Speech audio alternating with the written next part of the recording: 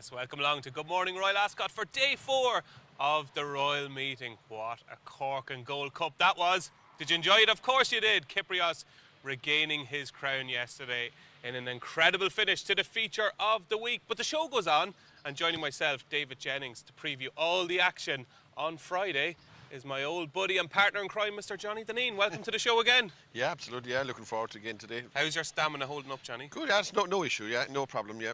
That's because you go back to bed after the show for 2 hours sleep every day. Yeah. I need to recharge the batteries at my age, exactly. Now, yesterday your day revolved around King's Gambit a lot, because we were on the show yesterday. Martin and Maddie, who were on the show with us, we all said the King's Gambit was potentially the bet of the day.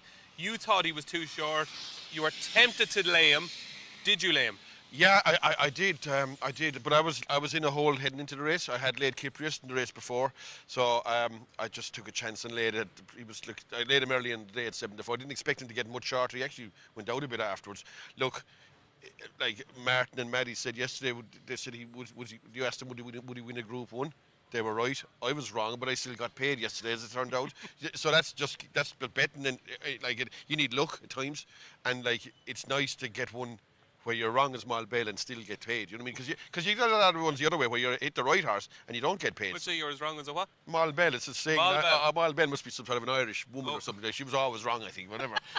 I don't even know who Mal Bail is, but that's a saying in Irish, saying wrong as Mal Bail. Mal, if you're watching, welcome to the show. I don't think she's watching. No, I have a feeling she might be the man above. Yeah. I have a feeling she is. But look, I've said it before. You need luck in this game. Always do. Luck is very important, and people say, it evens itself out.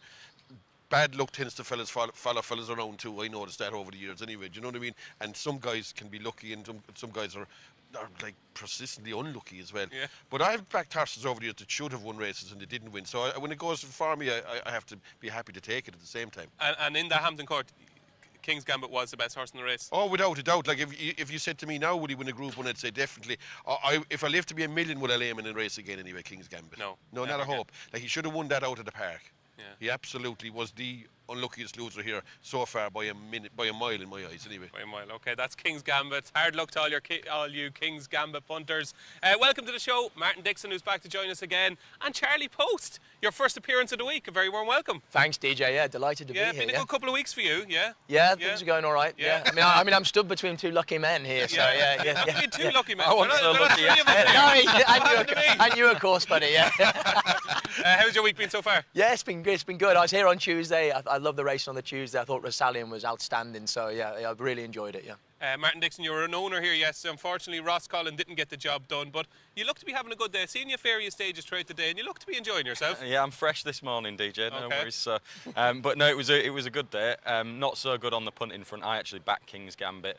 I thought it was a peach of a ride from Sean Levy, to be fair. He's riding exceptionally well. He's been a top jockey for a couple of years, but I think he had a little stint in America through the winter time.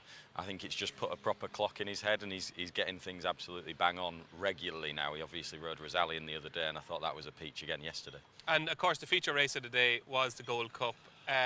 Kyprios proved himself to be a proper champion, Martin. Like he was nicely on top of the line. It was exciting for that final furlong, but he was nicely on top of the line. Kyprios did what he does. He won a Group 1. That's 5 now. He's idle. He's a little bit leery and lazy, but he's very, very good at what he does. He's a proper stayer. He had a lot more in hand than the distance suggests, didn't he? He was lugging away, but you always felt like when Trawlerman was coming back at him, he was always going to pull out a little bit more, and that's just the way that he is. But good to see him back, because obviously last season we didn't get an opportunity to really see him, and certainly not at his best. Absolutely. So we've probably got, Charlie, Yates, Stradivarius, Kyprios now. Is there a chance that he could get to those sort of 11, Stradivarius and Yates? I mean, it's a really good question, isn't it? I mean, for me, possibly not quite. I don't know. He doesn't quite grab me like those two did. I don't know the reasons for that, but at the same time, I wouldn't mind owning him, DJ. I mean, he's a horse that gets the job done, isn't he? And there's something to be really liked in a racehorse and a person that kind of just gets things over the line, and a bit like being lucky. Yeah. Johnny, Kyprios, could he win the next 2 or 3 Gold Cups? Oh, he's 6 now. I'd say once they get to past 8, you're in bother, aren't you really? Yeah. But if he stays sound, 7 and 8 wouldn't be any issue to him. And you'd imagine, like, you can't. Well, you never know what's going to pop up in those races. But at the minute, you don't see anything coming in. Like he was like well on top. Like there was an air of inevitability about the last furlong and a half. Even though it was close, you never really felt Charlemagne was going to come back like he did at the meeting here in October. You know, that kind of way. As a Vauban man, I have to say, turning into the home straight, I said there's only one winner this race, and this is Colin Keane on Vauban. He travelled beautifully through the race, settled, travelled, last off the bridle, beaten out the park and fourth. Was it simply a case of him not staying? I'd say a combination of not staying and not being good enough. You know what I mean? I'd say, like, even if you just say it was a 2 mile race, let him travel as well as he did. He'd still have to go by Kyprios. That's not an easy thing to do. No. Like if they made over 2 mile, Vauban wouldn't beat Kyprios, in my opinion. So I'd say he's just not good enough. Will he win a Melbourne Cup? Look, Melbourne Cup is like the Grand National on the flat, isn't it? Like the fellas talking about the Melbourne Cup. Sure, wouldn't have a bet in that in a million years, which I wouldn't anyway. I mean, the ground would be like tarmac over there too. Look, I don't know. Melbourne Cup wouldn't be a race I would even watch now. He got warm beforehand though, Vauban. He did. He did. Yeah, very, very warm. Yeah, he did. Yeah, but that didn't seem to affect his performance really. You know? No, he travelled beautifully. Yeah, absolutely. Look, he travelled like a horse, but then like. He travelled like as somebody was a Matt Chapman, it's a travelly thing. He travelled real well, but you're turning to Matt Chapman now, right? Here we he go. Mentions that, I mean, I like that. Secret fan. Travelly thing. But look, I never really thought he was certainly or anything like it certainly to go by the horse in front anyway. And on that bombshell, let's talk about Whistle Jacket, Johnny. You lost your dough, but he didn't really dent his reputation, I don't think, because it looked like he needed 6. Yeah, I didn't have a lot on him now, to be honest. I just find the straight races here are hard. They're hard. There's maybe four groups in about a 15 horse race, and you kind of horses are in different groups and they're moving from one, trying to go from one to the other. And there's different races taking place in the one race, and that's the one thing you see in the flat that you don't have in the jumps and such. Look, he didn't run as well as you'd think he did. He looked a bit outpaced, if anything. Like, nobody would have convinced me that he wouldn't have beaten the horse that he beat in the Curragh, and that horse probably should have won the race. So maybe he didn't maybe he underperformed, maybe the trip was too short. Maybe ground could have been a bit quick as well for it too. Yeah, exactly. So there's a few things. I just find Ascot form is unreliable when it comes to, like, if he made the winner again over 6 furlongs in a proper race course like the Curragh, with say an 8-runner race, I'd fancy to reverse it. Would you? I would, definitely. Okay. Yeah, I would. Are we not giving shareholder the credit for doing everything right and like could be called the winner long? Well, I think over and above that, we've got to give Wathanan Racing a lot of credit and the fellas that are buying for them, because Richard Brown, Richard Brown, Blandford Bloodstock, I think it is. Like, it's easy to look and say, look, they're spending fortunes, but there's a lot of money wasted, you know, all over the place at big money purchases in this game, and they're buying horses for 200, 300. But the Queen Mary winner was 190,000. Now, it's a lot of money, don't get me wrong, but there's a lot of breeze up horses that cost more than that aren't winning Queen Marys, you know. And shareholder, they've managed to identify the right horse, and again, you know, if they haven't been winning this week, they've been pretty much hitting the crossbar, haven't they? And to give the horses due, he must have a fair constitution as well, because I think he was only bought 2 or 3 weeks before he made his debut at Beverley. Yeah. And then he's backed up a couple of weeks after that, and he's now a Royal Ascot winner. Like, I think it takes a bit of doing that. It certainly does take a bit of doing. Shareholder, I was very impressed with Shareholder. That was yesterday. On yesterday, I always ask this question. I put you on the spot. Was there any horse yesterday, apart from King's Gambit, that you kind of came away, Martin, and said, you know what? Yesterday wasn't the day for that horse, but maybe there might be another day? I thought the Poneros, the horse that I fancied in the King George, will have his day in a big handicap, I think, because he got no look at all. He was keen early, and then he had to be taken back, and up the home straight he was just getting no run, and you know, I think there'll be another day in him anyway. Yeah, put him in your tracker for you, Charlie? For me, I mean, without going back through it again, I mean, I was all over King's Gambit, so to me that was the only one that was making me cry last night. So. Yeah. Well, you gave your money to Johnny. That would give me some consolation. I can tell he's struggling. For you, not overly, no, but I'd say like King's Gambit was obviously the stick out clear one. I would think Whistle Jacket is probably better than he ran there yesterday, probably, but maybe not. Ultimately, I'd say he probably ran in the wrong race. He should have probably ran in the Coventry Stakes. I'd say as well, the horse that finished, English Oak, was obviously a complete blot on the handicap in the last.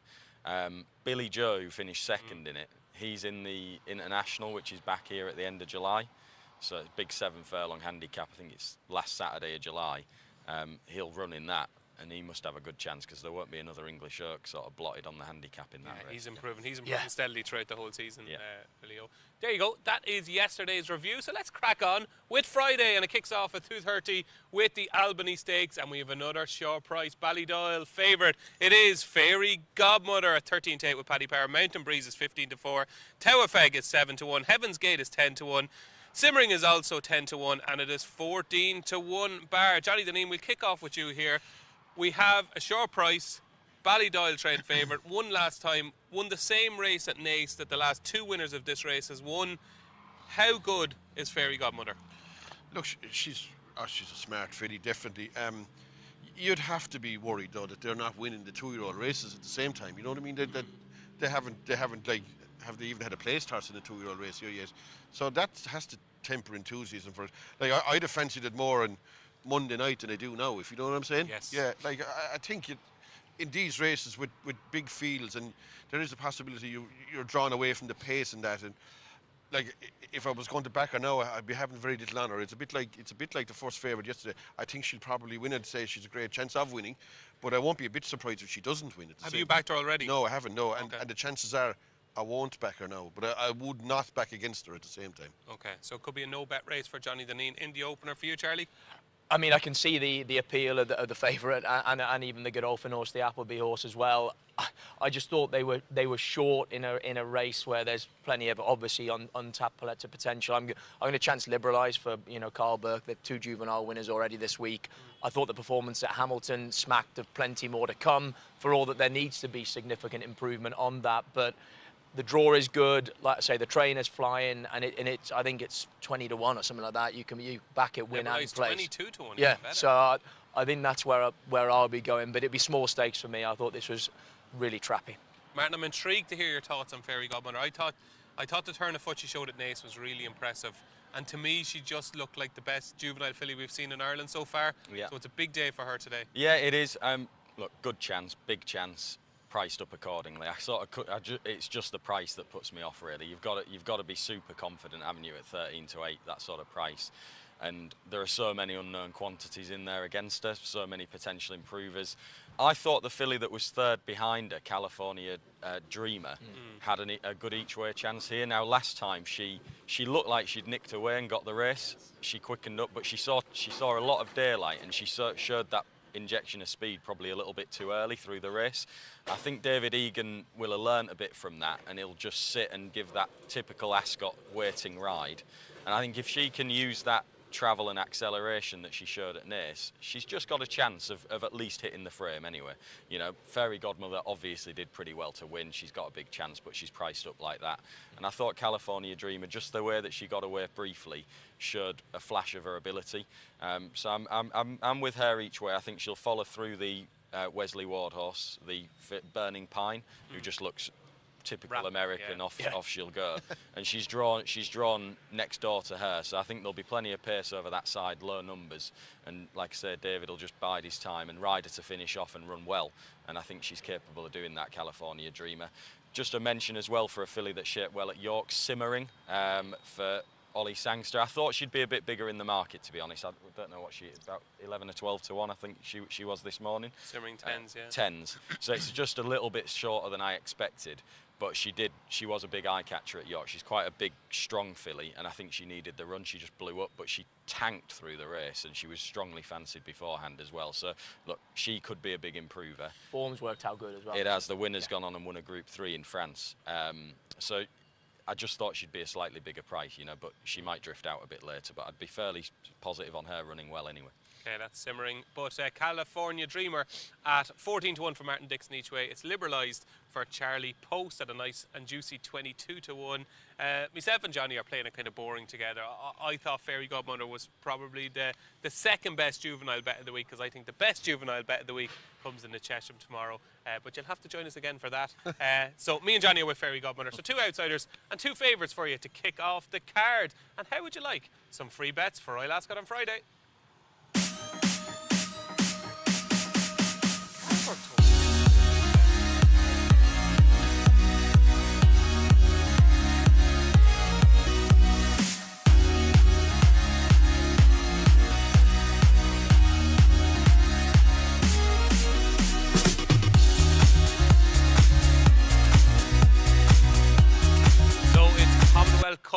time here on Good Morning Royal Ascot. It is the 305, and currently INISHERIN is your 9-4 favourite. Elite Status is 9-2. Jasur is also 9-2. Starlust, well supported, 10s into 7s for Starlust, so impressive at York last time. King of Blue is 12-1. Give Me the Beat Boys 14-1, along with Pandora's Gift, the all-weather specialist, and it is 16-1 bar. Now, there is a little bit of uncertainty and doubt about whether Elite Status is actually going to run here, because I was in the parade ring yesterday after Shareholder won, stood beside Carl Burke, and he said it was very unlikely that Elite Status would run because Elite Status had knocked a joint, and it's a joint that has been given problems, I think, for a long time now with Elite Status. He said he was going to wait until Elite Status got to the track to see how he was. That was obviously yesterday evening. At the moment, Elite Status is running, so maybe Elite Status is fine, and it was just one of those things that can happen, you know, horses. So at the moment, Elite Status is a runner, but there is a little bit of uncertainty here. And I know, are you an Elite Status fan? Yeah. Yeah, I mean, look, I thought, you know, he's a big hulk of a juvenile. As you said, I think they used the joint issue as a possible reason for his below par runs later in his juvenile year. I thought his comeback at Newbury was a seriously good performance. It was all speed, track record time. The form has worked out with a day in Devon and others. Yeah, I prefer him significantly above INISHERIN. I wondered about INISHERIN over this trip on the ground, whether he'd be quite quick enough to do that. And I'm pretty disappointed now to hear that about Elite Status, because he was my nap as well. As in, I'm all over this horse. I think, given the dearth of domestic sprinters, this is a horse that could really dominate a division. Oh, really? Okay. So that's what Carl Burke said yesterday. Obviously, these things happen, don't they? You know, you're around horses all the time. One day they can be fine, the next day, a couple of hours, it could be okay. Like. Yeah, fingers crossed and touching wood. You know, maybe it was something that they were worried about at the team at home yesterday. He'll get here, and 24 hours is a long time in horses, and maybe things will be all good, and we'll see Elite Status. And I think if we do, I think the prices is wrong in this. I think he should be favoured, and INISHERIN should be a lot bigger than him in the market. Wow, that's a big shout. I'm a big INISHERIN fan. Are you, Martin Dixon? I'm not massively negative on him, but I don't want to back him at the price. A bit like the first favourite, to be honest. There's a fair bit of that for me today, to be honest. There's horses at the front end of the market that I can absolutely see, but I wouldn't be as confident as I would need to be backing him at the price, and INISHERIN would be one of them, just because Van Dijk clearly didn't turn up at Haydock, so I don't know what he ended up beating. Now, he did look a very good horse, and the time was quick and everything, but it's going to be harder to pull off those sort of forward, off-you-go tactics here at Ascot, I suppose, and boss this quality of field on this track than it was at Haydock. I like Jasur. He turned into a bit of a tearaway last year at the back end of the season. Now, in the middle of the summer, I thought he was possibly the best sprinting juvenile, and he absolutely hammered the Haggis horse that went on and won the Gimcrack on the July course in July at the July meeting, and then he lost his way a little bit, but he did turn into a bit of a runaway, and they just lost him. But he came back here and he won the trial for this, and they just popped him out the back of the stalls, settled lovely, relaxed at the back. I think that's the way to ride him. He's got stall 5. You've got INISHERIN in a low number in box 1, and you know what he's going to do. He's just going to jump and run. And I think Jim Crowley will just pop him out like he did last time, take his time. And if this horse settles, he's got loads of ability and a real turn of foot as well. So I'm pretty keen on Jasur. Jasur for Martin Dixon, and Jasur for Tom Siegel in the Racing Post, tipped up in his anti-post column at 12-1 as well. Jasur now in 9-2 shot, so hopefully he got the value and weighed in with price-wise a couple of weeks ago. Johnny, Martin made a good point there, and we were chatting this morning when we were having breakfast. You said the INISHERIN form worries you a little bit because you think Van Dijk underperformed, and the knock-on effect of that was INISHERIN looking really impressive. Yeah, INISHERIN is one of the probably the only favourite today that I'll definitely take a chance of taking it on for something anyway. You're going to lay him? I would. Well, I might back him with you. Yeah, but I think like if Elite Status does run or whatever, the likes of Jasur, Starless, Give Me the Beat Boys, all those have chances of beating them. And as Martin said, those kind of tactics, the forward tactics, not the greatest here up the straight. It's hard to win, like going for home early, and it could be set up for something running by it later on. I just take a chance that he's flattered by his running the last day in Haydock. Do you think there is a chance that he is an absolute sprinting superstar in INISHERIN? Oh, I do not at all, no. There's no way he's a superstar anyway. He could win the race, but he's not a superstar. I wouldn't think he's a superstar, I didn't like it, not a hope. I think these horses beat each other every day of the week with sprints anyway a lot of the time, you know what I mean? Could he just be better than them though? Look, I don't know. I think, look, put it this way: if you're going to lay a favourite in Ascot, a short, well, relatively short horse, you'd rather lay it on a straight track than around the bend anyway. And if I'm going to have any more bets at this meeting, it'll be around the bend anyway from now on. Around the bend. Around the bend, like yourself, Johnny. Yeah. I just don't. I think the sprints are half lotteries. No matter, even at the top level, you'll get strange results in these kind of races. And for me, I think he's opposable anyway. Okay. So on a tipping show for I'll Royal go with Ascot, you're Starlust. advising people not to have a bet on the straight I'll track. go with Starlust. Well, you can keep the bet small anyway. Yeah, Gamble absolutely. responsibly. Yeah, absolutely. So I'll go with Starlust. I thought he looked improved horse the last day. His first run here was against Jusso, but he'd been to a few runs in Maidan and that, and he probably was only like working his way back. He's a visor on him here for some reason. I don't know what that's about, because to me he didn't do anything wrong the last day in York.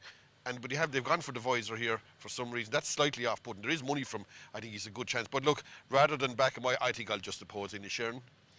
You will, Johnny, yeah? Yeah, I will. Yeah, okay. but I will probably, I'll give, for tipping purposes, I'll go with Starlust. Okay, well, I think you're right most of the time, but I think you're wrong here. Well, we'll see. Yeah. I think... But I'm about 2 to 5 to be right at the same time, aren't I?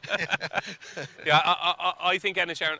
It's actually the Guineas run, actually, that really impressed me. When you see the pace he went at the Guineas and the sectionals and everything, and he still didn't fall out to the back of the telly like City of Troy did. I know City of Troy wasn't ready and the heartbeat stuff and all that, but I thought there was just something about his couple of runs this season, his 3 runs this year, that makes me think he could be maybe not a superstar sprinter, okay, but maybe a star quite sprinter. above the rest you're talking about. That division's wide open, though. Yeah, I mean, that 6 furlong division, you know, Yeah. if something comes out, whatever it might be, whether it's INISHERIN, Jassor or something else, if something else is impressive in this race, they'll be near enough favourite for the July Cup, I'd say, because that 6 furlong division, I think Mitt Bai's nearly favourite, isn't he, for the... the race tomorrow race is a really poor renewal, just a quick mention in this at a big price, Malk, who was second in the Norfolk last year. I thought he needed the run quite badly on his comeback run. He finished behind elite status, but he travelled strongly through the race and just blew up a little bit, and I think there's a chance that he would hit the frame. I'm keener on Jassor, but I think Malk at a big price could be, and if you're looking for one at a big price each way. Okay, so selection time, you're with Jassor? Jassor, yeah, and I will have a bit on Malk each way as well at a big Each way price. at 16 to 1, Charlie? Elite status. Elite status. Hopefully he runs, because he certainly adds to the race, elite status.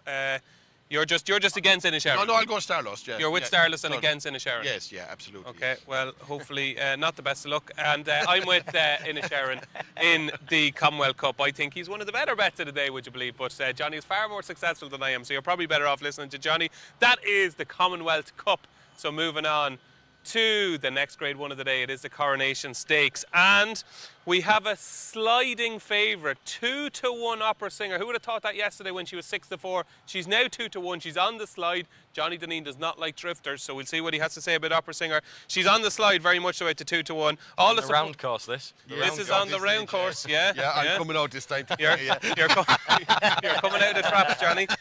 Ramatuel is 11 to 4 from 7 to 2. The French rider who traded 1 to 25 in the 1,000 guineas when collared close home. El Malka, who won that race, but is a much bigger price at 6 to 1. Porta Fortuna, who won a juvenile race this meeting last year, 6 to 1.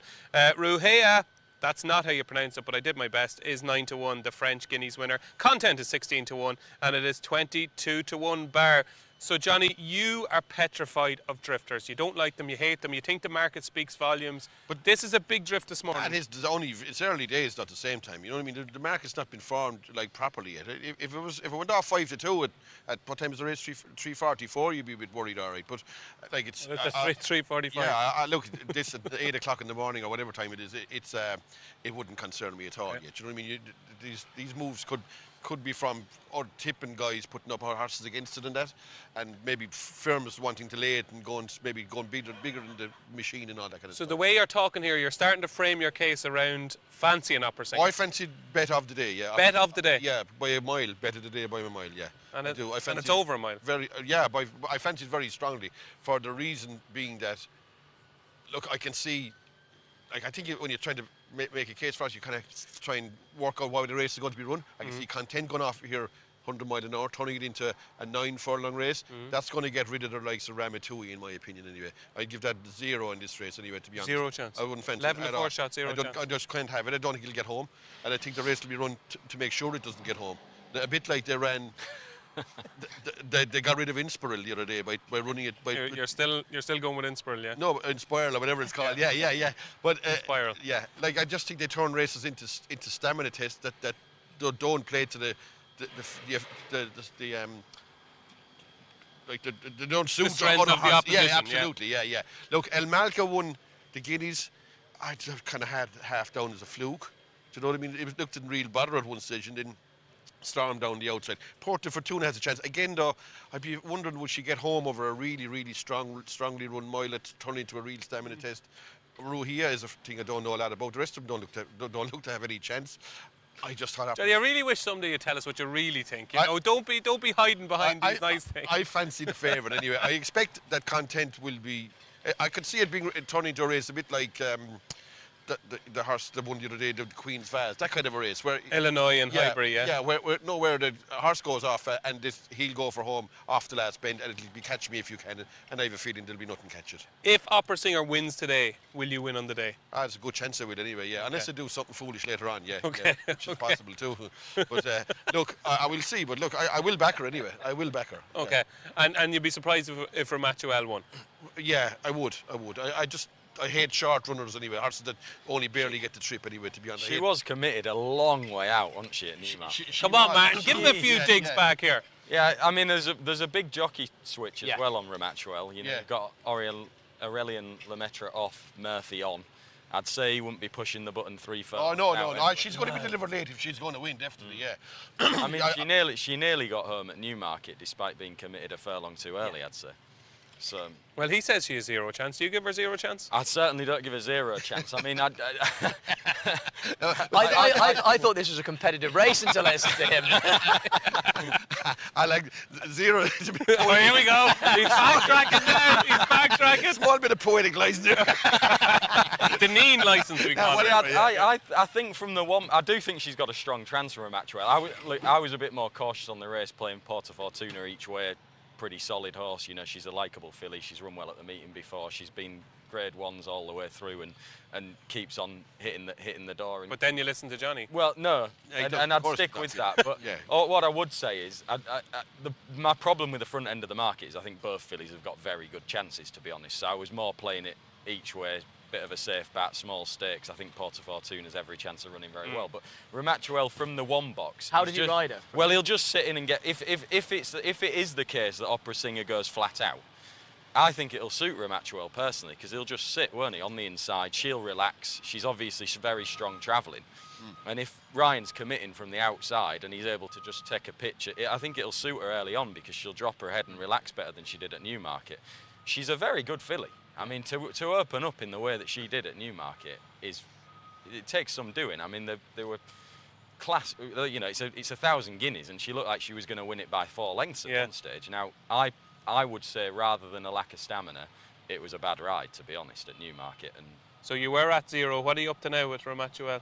No, I'm visualising the race. I can see Opera Singer going off the last bend, getting onto the rail and heading for the hills, basically, and I don't see anything passing it. My reason not to back Ramatuel is that I can see that as well, to be honest. You know, so I'm not disputing, but I think that it's a great race. This is one of the races of the week. Definitely, yeah. I got here on Monday, and I've been sitting beside Scott Burton, our French correspondent in the Racing Post all week. His strongest French fancy out of everything that's been running this week is Ruhia. Can somebody else pronounce that for me? Because I made a dog's dinner. I think it is Ruhia. Yeah. Ruhia. Okay, Ruhia. Tom Siegel has put up Ruhia this morning in the Racing Post. Scott thinks this is an exceptional filly. We obviously, the last day was probably the first time most of us saw her running. What do you make of her? She seems to be the filly that could make a nice jump forward again. Yeah. And she is a classic winner. She is, and she's very lightly raced. Last time she improved a lot. She was hard through the line. Again, a strong run race would suit her. She definitely gets a stiff, well-run mile. This is why I couldn't play the front end of the market, to be honest. Could be, couldn't it? Yeah, she's a Lope de Vega and she's about on a quicker surface. Yeah, he reckons she's going to love this. Well, I mean, she might do. Yeah. I'm just saying, for me, it's a question I had over the race. Big fan of the jockey. I'm a big Maxime Guillaume fan. I think he's superb. So, are you going to play it safe now with Porta Fortuna? Yeah, Porta Fortuna. But I honestly don't have I think it's a fantastic race. I mean, you've got to throw El Malka in if they go too quick. Rahia, like all of us really, I don't know quite enough about her, but I think she's a big improver. Opera singer and Ramachuel are good for it. I mean, if Ramachuel drifted out to sort of 7-2, 4-1, I would back her, but she's not. She's nowhere near that at the moment. If you talk nicely to Mr. Johnny Deneen, he might give you 7-2, and he might give you 7-1 or 70-1. He's the one about backing with someone that could pay him. You're well able to pay. I don't know one thing I always think. The first thing I do walking in the gate here in Tuesday is draw a line through every French horse anyway. Do you know what I mean? Do you, Johnny? I do. Why? I just think they never win. They never win. They win once in a blue moon, do they? Like, you know what I mean? Most of the guys, they can't ride them or not in half the time. You know what I mean? So, look, I know that Oisin Murphy's riding Ram at 2 or whatever, but I just think French horses anyway. To me, look, I'll take my chances. I think you, as a punter coming in here, I anyway look at it this way. I lose every time they have a winner anyway. Those boys. Okay, wouldn't be flying into Paris anytime soon, Johnny. They'll be waiting for you. I don't actually like Paris. Oh, do you? No. I don't know why. Why do you not like Paris? I don't know why. I much prefer going to London than Paris, to be honest. Yeah. 2 times I've been in Paris, and they don't speak English in here for starters, which is a bit of a negative. When you have no French. Who'd have thought it? Yeah. And you know the underground down there, the metro or something? Yeah. I went down there one day, I had to come up after about 30 seconds. You wouldn't have a clue, you know what I mean? Like, whereas in London, it's English, you can poke your way around, you know what I mean? But Johnny, what do you do when you actually leave England or Ireland? What do you do when you go on holidays? we only go to places where they speak English. We don't go any place like Italy, or that's all out of the question. It's gone. No, not a hope. Couldn't go. So where do you go to Kerry on your holidays? Well, Tenerife's and Spain's in the place where they have English, you know. Oh yeah. Spain, they love speaking English. But you go to like the holiday resorts where they speak English. Yeah. I don't be up in the. I get what you're saying. I don't be up in the villages in Spain or the south of France or something like that. No, I like it. When do you fly to Benidorm, Johnny? Is it Monday? After the last tomorrow night, Union Jack on. Okay, we won't be sending you on a safari or something anyway, Johnny. Oh, no. Look, I wouldn't go to like South American countries like that. Do you know what I mean? It has to be parlez-vous anglais. Charlie, the Coronation Stakes. Yeah. What do you think? That was a real only fools and horses moment. Parlez-vous anglais. Yeah. Yeah. I mean, I thought this was an absolute cracker. I'm more with Mark than Johnny. And Malco, I liked going into the Guineas. I thought she won the Guineas in spite of the track. I could see her stepping forward again. Ramachuel with a more sensible ride is a massive player. Opera singer stepping forward from the Irish Guineas run has to be there. But yeah, I'm Porta Fortuna myself. But just at the prices, I think she's 7 or 8 to 1. She was the only one of the first 4 in the English Guineas that hadn't had a run coming into that. She ran a cracker to be second.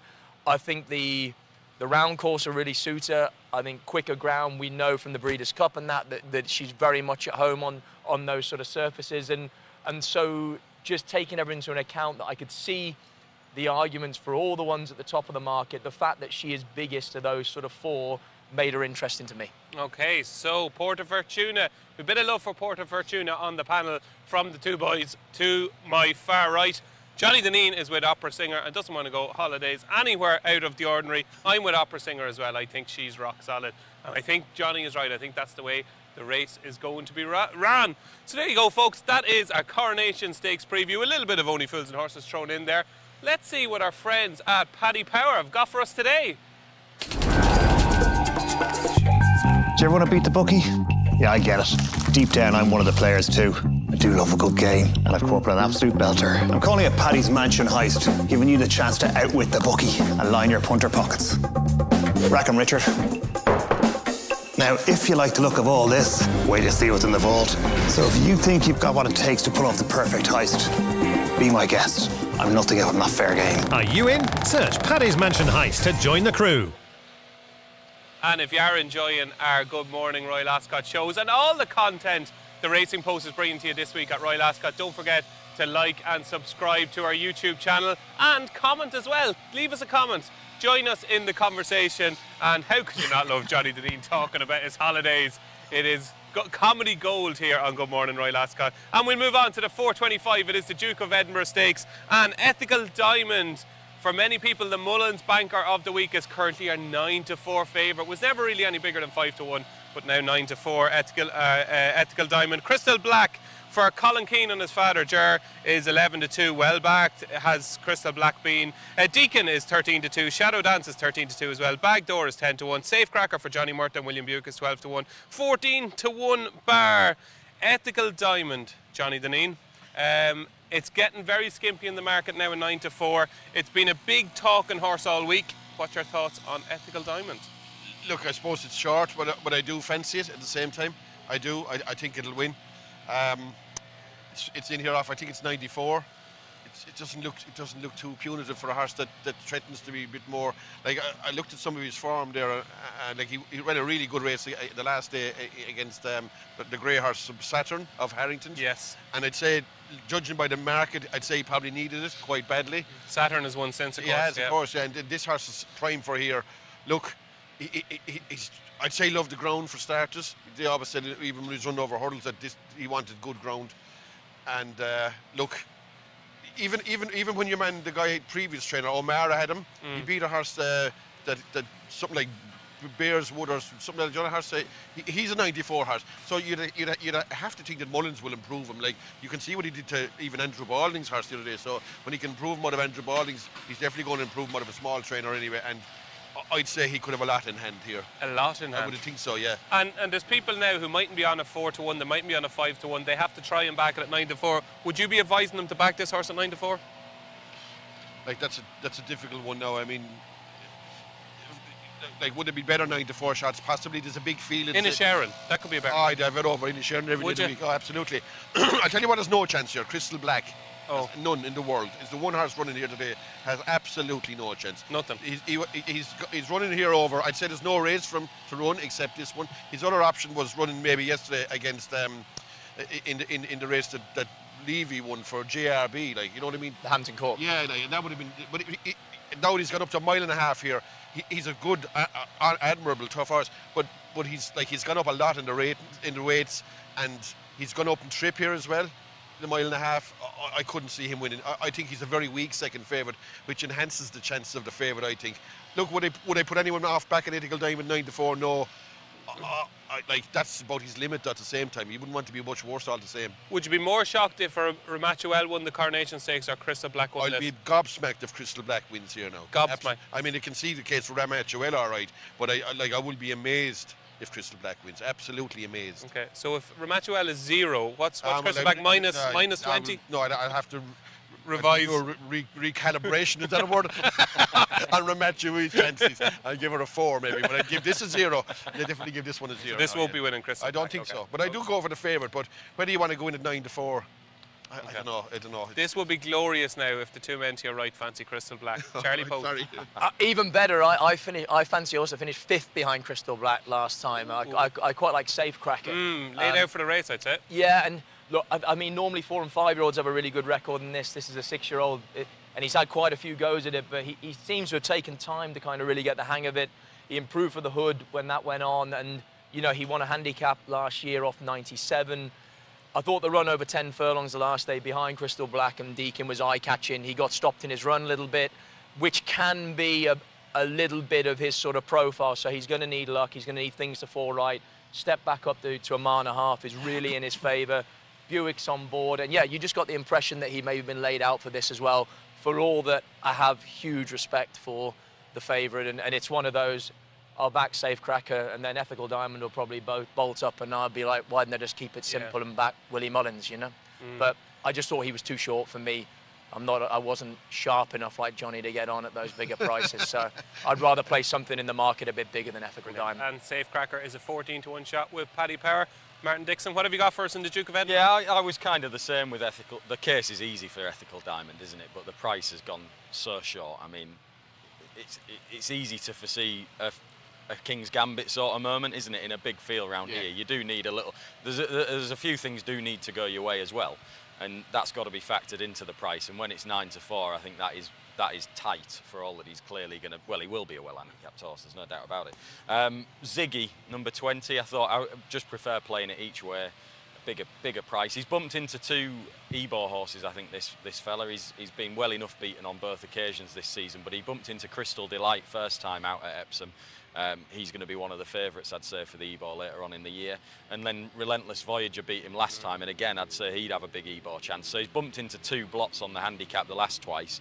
He stays a bit further than a 1.5 miles, which I think you're going to need, because it's going to be a strong run, 1.5 miles, stiff track, so that's extra bit of stamina that he's got suits, and he's just a very consistent horse, and if he runs the race that he has been running, strong traveller, it'd get you a profit anyway. You know, if he runs like he has been doing for his last 3 or 4 starts, he'll be in the 4, 5 or whatever it is Paddy Power are paying for extra places.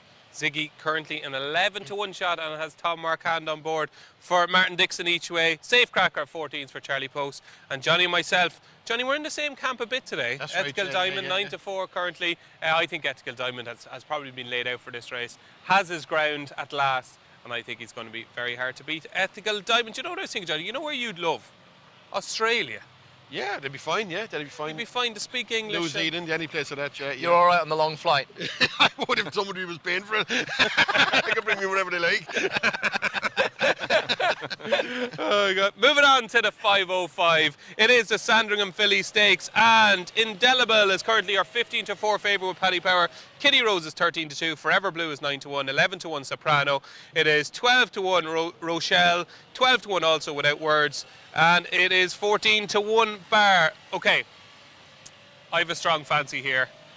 It is the favourite, who is a skimpy price, but she could be very good, Martin Dixon. I have to say, I watched the race at Doncaster last time, and during the race I thought she travelled beautifully. She was a massive drifter on the day, which I thought was interesting, suggesting she might have needed the run.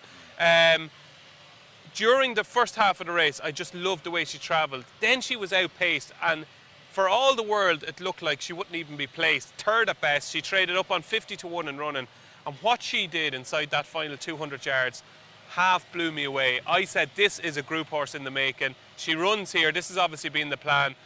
I think we're only scratching the surface with her. I think she could be really, really good, Indelible. I'm intrigued to know what you think. Well, she could be very good.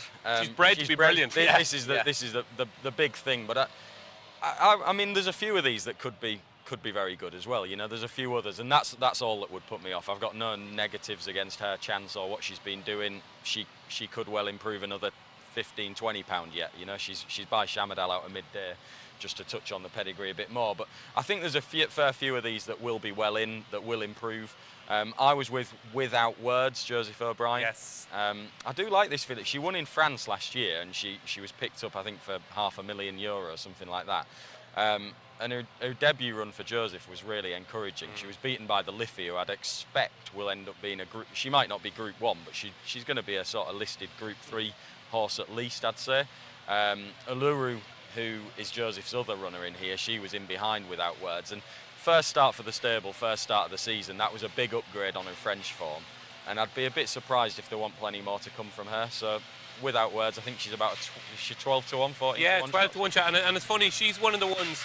I previewed the race she ran in, and I spoke to Joseph, and he was very keen on her going forward as a long-term prospect.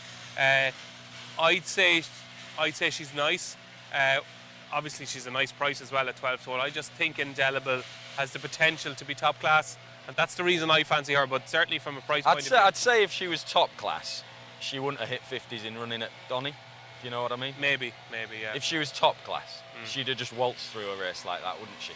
Yeah. And I'd say if she was top class, she probably wouldn't have gone off 8-1 either for Doncaster. But yeah, 9-1 even. We'll see. 9-1. Yeah. Charlie, what do you like? Soprano, and she was a bit bigger early in the week as well. She was a good juvenile, ran well in Sheveley Park, and had 2 goes so far this year. She was too keen at Chelmsford, over 6, better over 7 at Musselburgh, where she was dropped right in. And she's a filly with plenty of quality. You know, the draw is fine. And I just thought this setup stepped up to a mile. Is the trip a worry though? I agree. Of course, with you. it's a worry, but she made good late headway at Musselburgh from dropped in. Yeah. Look, she's got to relax, which is never guaranteed in this sort of environment. But if she does, like I say, the setup here, big field, straight mile, patiently ridden. If it comes together, I think she has the talent to be involved, and I think her mark is workable. And George Bowie's flying at the moment as well, so you know, at the prices, you know, like she was sort of 25 to 1 a couple of days ago. I thought she was interesting. Okay, so we could have opera singer and soprano winning on the same card, Johnny Deneen. What do you like here? I looked at this race now, and you know, you go down through them and you say, like, yeah, you have a chance. And next thing, after about 10 minutes, you're saying there's 10 have a chance. You know, that kind of way. I think it is absolutely wide open. Really, really competitive race. Could the favourite just be better than these? No, look, I think something could be better than these, obviously. Whatever it's going to, the winner will be, but it's no guarantee to be the favourite. This is a really, really tricky race. I think it's as hard a race that's here. You know, that's like it's whatever. Like it's a handicap, obviously, but it's. Geez, I don't know. I could see any one of 10 or 12 horses. You could make a case from. I was giving that a chance without words. I'm giving loads of horses a chance. So when you give Have you a short list at all? I'm going to go with Zainab, but it's for a very, very small stake at the same time. Make the case. Look, it won a maiden at the Curragh and then came into a handicap. It's not easy to do and win with a good turn of foot. Look, do I fancy it, like, to have enough on it to have anything on it? No. Could it win? I could see it winning. I could see it being nowhere. I think this is as hard. I could see this being as hard a race as you'll have in the whole 5 days, to be honest. Yeah. That's what viewers love, Johnny. I think it could win or it could be nowhere. It could, but like that's like, confidence. They'll be given extra places in this race, and they're entitled to be given them in my eyes. Anyway, yeah. You know what I mean? Yeah. How many places would you want? I'd want at least 14 here, Charlie. And even that I mightn't bet. So it is a slightly less than confident case for Zainab, for Johnny Deneen.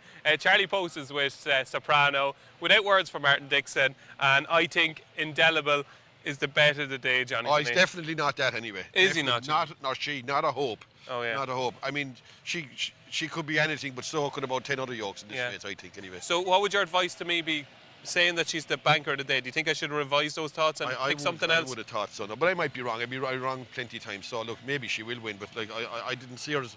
I actually think she's quite short, to be honest. At 4 to 1 now with Paddy Power. It's almost a 10 to 1 the field race in my eyes, anyway, you know. Yeah. What price? What price is Rochelle? She would have been second. Rochelle at the moment, Martin Dixon, is currently a 12 to 1 shot with Paddy Power. Right, so a similar sort of price, yeah. She'll be suited by a strong run race. You could see her running well. They put her in a listed race last time out in France and they walked around and it didn't suit her. Okay. Start before that, she'd won a strong run race at Kempton on her head. So she's another one to consider. Okay, that's Rochelle at 12 to 1. Another each way play potentially for Martin Dixon. We're on to the penultimate race on the card. It is the 540. It is the King Edward VII Stakes. It's over a mile and a half. It's a Group 2, and Diego Velazquez is clinging on to favouritism at 130. Space Legend, who Paul Keeley, who was here with us for the first 2 days this week, he is really keen on Space Legend. You can read his case in today's Racing Post. Agenda is 7 to 1. Chief Little Rock is 8 to 1. Voyage, of course, who dumped Pat Dobbs out of the saddle at the start of the Derby, is 10 to 1. Theory of Tides is 10 to 1. It is 12 to 1 bar. Charlie, we'll kick off with you here. What do you make of Diego Velazquez? Well, I mean, it's a lot of excuses up to now, but it's a lot of excuses. But I'm going to put him up for this because I'm going to go I think ground has been a big factor in this. You know, I mean, look, I can forgive him the run in the Furity when there was the horse, the stablemate went berserk alongside him.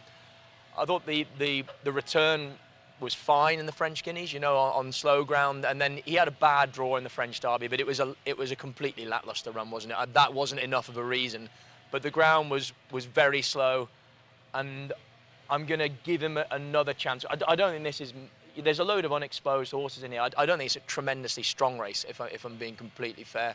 And I think if you'd have gone back to him as a juvenile, they'd have expected him to pick up and carry these, I'd imagine, with the reputation that he brought through. Plenty from this yard can bounce back from very, very ordinary runs and prove that to be all wrong. And I think that he's priced up fairly on... his price is going to look very big if he actually pitches up with a performance that I think they expect from him, you know.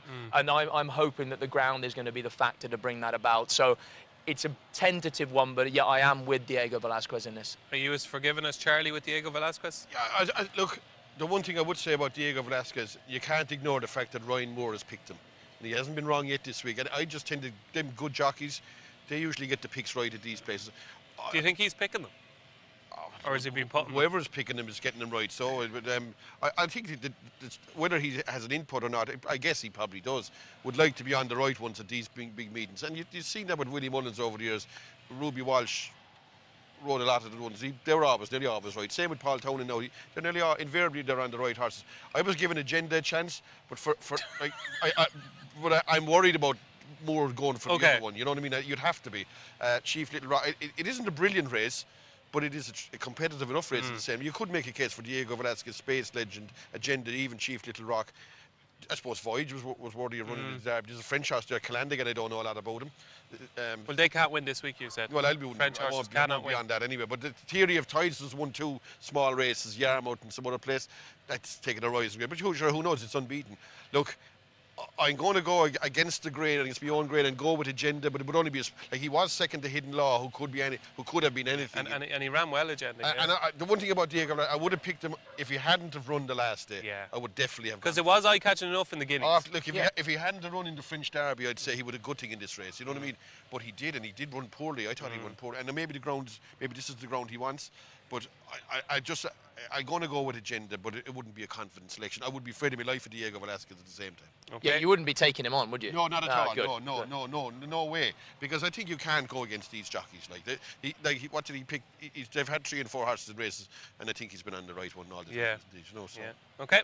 So it's a tentative vote for Agenda, who ran so well against Hidden Law. Martin, what do you like here? I was same tentative with Agenda. I thought it was a big run at Chester. To be fair, the time of the race was very fast. He obviously that we'll never know with Hidden Law, but he looked like he was the real deal, and Agenda had the rest cooked, and he's obviously been improving run to run. He's proven himself over a mile and a half. I think he's a strong stayer. He's a progressive horse, and he'll run well. I was with him each way, but similar really. That I wouldn't be super strong on the race generally. I do think Space Legends he was an eye catcher last Well, week, he was unlucky. Should have won, shouldn't he? The horse that he beat that he should have beat ran pretty well in the Queen's Stars. Yeah. Like when you're going for, like me and Martin are going for a horse like a genuine race like this, you're hoping that Ryan Moore isn't sit down. Somebody asks him what you think. It's a coin flip. I suspect it would have been a tough choice, this one. Exactly. Rather than not at all. You know what I mean? There's no issue. I had to go with Diego Velazquez. In this instance, it looks like it might have been very, very close to call it. You know it was interesting when Illinois won earlier on in the week, when Aidan O'Brien was interviewed afterwards and said about Ryan Moore's picking that race. He said once Diego Velazquez was able to go for this race, that made it a little bit easier for Ryan because he could ride Illinois. So it suggested to me that of Illinois and Highbury and Diego Velazquez, that potentially maybe Diego Velazquez was considered to be a little bit above those. Well, he probably would need to be, because they're like mile and 6, they're cup horses maybe, you know what I mean? Like, Illinois would probably struggle in this, wouldn't he? I think he wouldn't, would he? He'd have a chance. He'd have a chance. Yeah, he would have a chance. But he'd certainly be no shorter than if he was running here, like without having the evidence of whatever day he ran, Wednesday, Tuesday, Wednesday, he wouldn't have been any less the price than Agenda at the same time. Okay, there we go. Voyage is a horse who intrigues me, Martin, because I was very impressed. I don't know if you're working that day, or even if Chris was working and I mixed you up, but it's the other channel now. It is. Oh, it is the other channel. So it was neither of you. It was neither of you. God, knock me while I'm down. I was very impressed with the Newbury performance. And look, you never know going into a derby. You know, who knows how he would have ran. He actually won the race, did he? I think he won the race. He didn't have a jockey on board. He caused a bit of havoc, but. How would you read that debut form? Visually, it was impressive. It was visually impressive. I'd say it was just an ordinary maiden, to be honest. I don't think it was a race full of group horses, So, for me, he's got a lot to do. Okay. For me, he's my selection, but I'd like to change that now. It's Voyage for me, but the two lads are with Agenda, and Charlie Post is with Diego Velazquez, the favourite in the 540. And the final race on the card is the 6:15. It is the Palace of Holyrood House Stakes, and this is nigh on impossible, you might think. But you mightn't think that in a couple of minutes' time, so stay tuned. At the moment, Jubilee Walk is your 5-1 favourite. Shangran is 8-1, 8-1. Van the Man, it is Muckafaz 9-1, 9-1. Dorney Lake, it is 10-1 Bar. So to the normal viewer right there, you might think this looks really, really tough. You might think, I won't have a bet in that because 5-1 the field. But wait till you hear the case that Martin Dixon is about to go. make for one horse in this race, and I think you might change your mind. Martin Dixon, I've built you up. Take it away. I do think this Chagrin's a good bet in here. Mick Appleby trains him, so I know that the horse works well, and he's always felt like, since he's had hold of him in the spring, he's been a good workhorse. And Mick's got a lot of good sprinters, as you know. He's got Big Evs in the yard. He's had Rarsel, he's had Anaf, and he's a dab hand with it. Well, with lots of horses, but particularly his sprint horses. He does get them improving and going through the ranks. And look, he was dead unlucky at Sandown. He was fancied to win that day. He should have won a minute. He got blocked on the rail for a furlong in a 5 furlong race, and he just got out too late. So have a watch of that back at Sandown. He should have won. And then Newmarket stepped up to 6 furlongs last time out. He was just committed a bit too much. He went forward in a 6 furlong race, set a strong gallop, and he did well to hold on to third, to be honest, given that he went too hard in front. And he probably is more of a stiff 5 furlong horse than a 6 furlong horse ridden aggressive. This will be perfect for him, you know, and he is a well-handicapped horse. He will improve, and I know that Mick thinks that he's got high hopes that he can go graduate through the handicap ranks and maybe even be better than that. So pretty strong on Chagrin, 6.15. I did tell you, that is a very strong case, very well made by Martin Dixon. It's Chagrin currently an 8-to-1 shot with Paddy Power. That could look a big price at around about 6.16, I'd say, because it'll only take less than a minute to run. Charlie, has he convinced you? He's convinced me. I've changed my selection. He's convinced me. He's made me nervous anyway. Yeah, my selection had originally been your selection. Yeah, I'm going to stick with Mukafa for all that Martin's a way better judge than me, so it would definitely make me nervous, as in this has been a headstrong horse, but he looked really good with the hood on at Doncaster, and back to forcing tactics, and he blitzed him. I thought he won with any man in hand. £8 rise, but I thought it was justifiable. And again, I like the drop back to 5 furlongs on this really stiff track.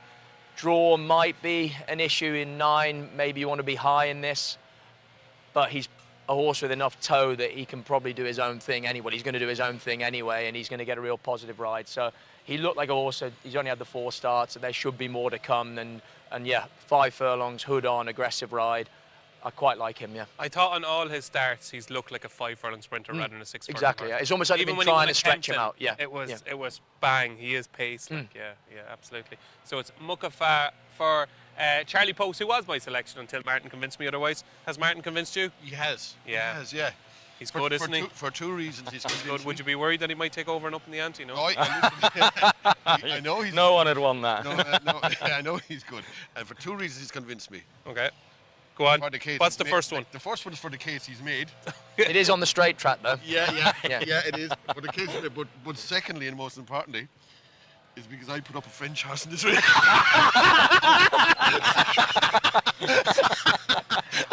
Brilliant. I forgot it was a French Johnny, you're riddled in contradiction. I know. So fellas be saying, what is he talking about? I actually thought Tazara had a chance, but I'm gone from that. So I'm going to stick to my original plan anyway and draw a line through every French horse, and that includes Tazara. And I'm going to go with Martin's horse, Chagrin now. Chagrin. But just as you say, Tazara, we're obviously messing here obviously about the French horses. But Tazara, like that run at Chelmsford, there was plenty of pace shown. It looks like it's crying out for 5. I looked at it. It's obviously a deep, hard race, but I looked at its form. It has placed form against Ruhia and a horse that Stuart Williams runs in the second race there. What's that called? Pandora's Gift. Like, and now it has a hood in it, and it's back at 5. Look, it's a pure guess up. So, but I'm going to bin it now because I'm going to stick to my French, my French philosophy. Yeah, my barring order on the French lads. So I'll stick. I'm going to revert to Martin's one now. Yeah. But does your French philosophy change when they've ran in England already? Oh, it does, yeah, absolutely. Anything to do with France? Anything at all, yeah. Anything. You've got to narrow the field down somehow. Yeah, that's it, yeah. Well, no, look, I just, from history, I've backed a few of them over the years in Newmarket. Some of them French lads wouldn't ride rocking horses, would they? Like, do you know what I mean? They're all over the place, and their whips are up. Like, do you know, ever see that stuff? Stop the lights, I'm not joking you. They've lost plenty of races in England anyway, these guys. I think they have anyway. I don't want to be with them much anymore anyway. Where are their whips? They're way up in the air, and when they come down, they don't even hit them anywhere half the time. So, look, I don't know. I don't like the look, they're all right in France maybe, but maybe not so much in England, you know what I mean? Okay, just a quick hello to Maxime, who watches the show and is one of our biggest fans. Maxime, best of luck on Clara, and Johnny will have a pint with you later. Okay, so it's 3 votes for Shagran. You're sticking with Mukafa. Yeah. That is the finale on day 4 at Royal Ascot. There you go, that's the card previewed. A few little anecdotes from Johnny as well along the way. All that's left to do now is reveal our charity bets. How did we do yesterday? Did you get yours up yesterday? No, I had no winner yesterday. What was yours? I couldn't tell you, but I had no winner anyway. So. Okay. We've been doing Whistle Jacket actually. Whistle Jacket, was it? Okay, Whistle Jacket. No, I don't think we'd any luck yesterday. We had 3 going into yesterday. We had 3, so let's try and make it 3 plus 4 is 7. Let's try and make it 7. Okay, your best bet, Martin. And if you don't go for the horse in the last race, you're never coming back on. No, your charity bet. Shagran in the last. Brilliant. So it's Shagran for Martin Dixon at 8 to 1. So hopefully we'll have 450 quid coming back for the Injured Jockeys Fund. Thanks to our friends in Paddy Power for donating these charity bets every day. Charlie? Well, it was elite status. Okay. Is he still in? I think Yeah. he's still in the race, elite status, yes. Okay, so you're sticking with elite status. Is that all right? Does Yeah. he get the 50 quid for charity if it's in the Yes, runner? yes, we will arrange it. We will arrange it. That's maybe a good way of doing it then, yeah. Yeah. Okay, so elite status is still there, 9 to 2 with Paddy Power. So you'll either get your 50 quid back and we'll send it to the Injured Jockeys Fund, or you get 9 to 2 on elite status. Mr. Johnny Deneen. I'll try Opera Singer, please. Please, okay. whatever, See, this is you were so nice about it, Johnny. I will let you have Opera Singer. Okay, there we go. So Opera Singer currently a 2 to 1 shot, and I'm with Indelible at 9 to 2 into Sandringham. I think she is that old cliche that we hate using. I think she's a group horse wrapped up in a cliche because she's running in the handicap. Okay, there we go. That's Indelible, and that is your day 4 preview here on Good Morning Royal Ascot, done and dusted. My thanks to Martin Dixon. I think you're not back again, no? No, you're finished for the week? Yeah, finished for the week. Very best of luck today, and thanks for coming along for the last 2 days. Charlie Post, thanks for coming today as well. Johnny, you'll be back tomorrow, and let me tell you about the panel we have for you tomorrow, ladies and gentlemen. While today's panel was absolutely fantastic, tomorrow we have got Mr. Pricewise himself, Tom Siegel, and Ruby Walsh standing next to Johnny Deneen. So don't miss that, 8 o'clock in the morning for Good Morning Royal Ascot. Until then, enjoy Coronation Stakes Day.